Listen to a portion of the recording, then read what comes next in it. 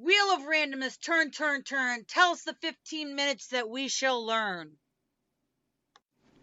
Welcome to Randomly 15 Minutes, where we give you a topic in 15 minutes or less, or your podcast is free. I'm your writer, Sam Rossi, and shortly Megan Claude Nicky will be reading a script written by me on a topic she may or may not know about. This shall be fun. Hey everybody, welcome to Randomly 15 Minutes. And today, what Sam has spun on our wheel of random is corruption. Sam, and this is her note, Sam promised political corruption after a dry definition of the previous episode. So, let us get into this corruption. Political corruption is the use of powers by government officials or their network contacts for illegitimate private gain.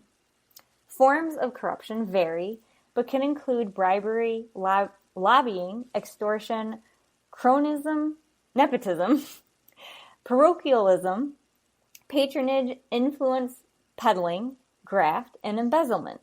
Corruption may facilitate criminal enterprise such as drug trafficking, money laundering, and human trafficking, though it is not restricted to these activities. Over time, corruption has been defined differently. For example, in a simple context, while performing work for a government or as a representative, it is unethical to accept a gift. Any free gift could be construed as a scheme to lure the recipient towards some biases. In most cases, the gift is seen as an intention to seek certain favors such as work promotion, tipping in order to win a contract, job, or exemption from certain tasks in the case of junior worker, handing in the gift to a senior employee who can be key in winning the favor. Institutional corruption is the phenomenon in public bodies of placing the protection of reputation above fidelity to the truth, especially in the context of an independent or public inquiry. Some forms of corruption, now called institutional corruption, quote, air quotes, are distinguished from bribery and other kinds of obvious personal gain. For example, certain state institutions may consistently act against the interests of the public, such as by misusing public funds for their own interest or by engaging in illegal or immoral behavior with impunity. The mafia state phenomenon is an example of institutional corruption. An illegal act by an office holder constitutes political corruption only if the act is directly related to their official duties, is done under color of law, or involves trading in influence. The activities that constitute illegal corruption differ depending on the country or jurisdiction. For instance, some political funding practices that are legal in one place may be illegal in another. In some cases, government officials have broad or ill-defined powers which make it difficult to distinguish between legal and illegal actions. Worldwide, bribery alone is estimated to involve over $1 trillion annually. A state of unrestrained political corruption is known as kleptocracy, literally meaning rule by thieves. Kleptocracy, also referred to as thievocracy, is a government whose corrupt leaders, kleptocrats, use political power to expropriate the wealth of the people and land they govern, typically by embezzling or misappropriating government funds at the expense of the wider population. Trying to influence voters by promising freebies, facilities, or favors to a particular section, race, religion, economic level, etc., of society is also a kind of political corruption. Perhaps the highest level of corruption occurs when bribes are paid by business houses to make state policy skewed towards them. Here's a few corruption scandals that the state of New York has had in its history. Democratic State Assembly Speaker Stanley Steingut and his son were indicted on charges that they had promised to assist Hans Rubenfeld, a Bronx haberdasher, in obtaining an honorary unpaid city job in return for a contribution to the younger Steingut's campaign for city council. The Brooklyn District Attorney brought charges under a rarely invoked statute under which an office holder could be charged with corruptly using his position in exchange for a benefit, usually cash. Steingut denied the accusation. A few legislators tried to convince him to step aside, at least until his name was cleared. 2 years later, the Court of Appeals dismissed the indictment on the grounds that there was no evidence of a materially harmful impact upon governmental processes. His 3-year run leading the chamber ended in 1978 when he lost his seat in the primary election. Manfred Orenstein was charged with using public funds for political campaigns stemming from a failed attempt to wrest control of the Senate from Republicans in 1986. The Democratic leader's defense centered on the fact that while using publicly paid employees to work on political campaigns may strike some as unethical, it was not illegal. Orenstein said he broke no laws and that other legislative leaders also employed people to do political work.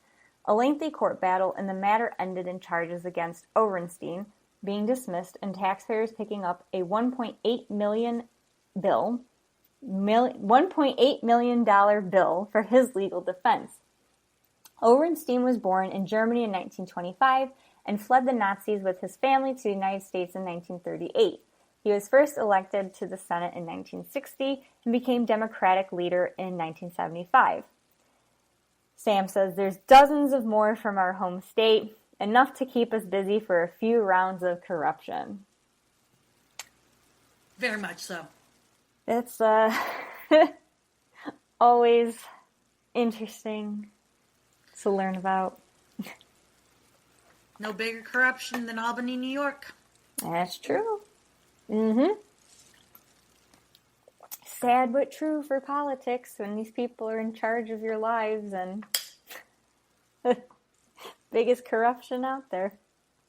It is. But it was funny when I read the thievocracy, I'm like, no way. Or like the kleptocracy. I'm like, I didn't even know those were real words. I would think it's fake. I didn't either until I started doing this research, and I'm like, okay. I'm like, there's no way. I'm like, that's fake. But yeah, going back to New York State corruption. Oh yeah, every state has their corruptions. Yeah. Always But we have more because we have been here longer. That makes sense. It really does, doesn't it? Kind of creepy. It does. Yeah, and it's sad. It's really sad. Like I said, especially when it's political corruption, any corruption, but political corruption specifically is these people are in charge of, These people are in charge and they just don't know how to be in charge. Yeah. It's always those people that get picked. and not even picked. Kind of, oh, now I'm in charge. Okay. Well, how did that happen? At a certain point,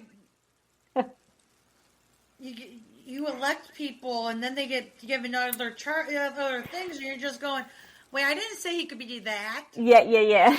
Like, wait a minute. Or the whole, well, they technically weren't elected, but they got in somehow because the other person stepped down and this and that. And it's like, wait a minute. I didn't pick you. Who did what for how many cookies? Like, I didn't pick you. Like, we did have one president that way. Which one? I want to go with Gerald Ford. I think it was Ford.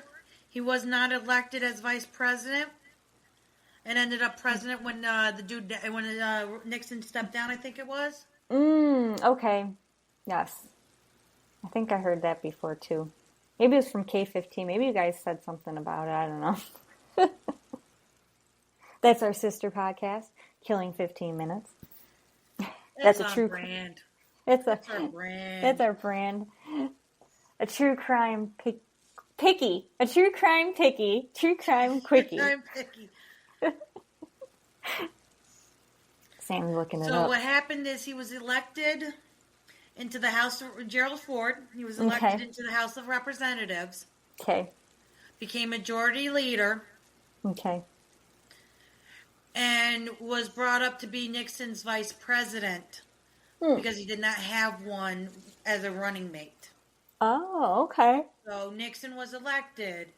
His vice president he had to have a new vice president, so this dude got moved up.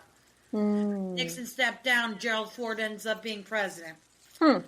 Only man never elected to office. Well then. Stupid information to know. but always good to know. You never know. Maybe one day we'll do Reagan's Men. Political corruption. Could do that.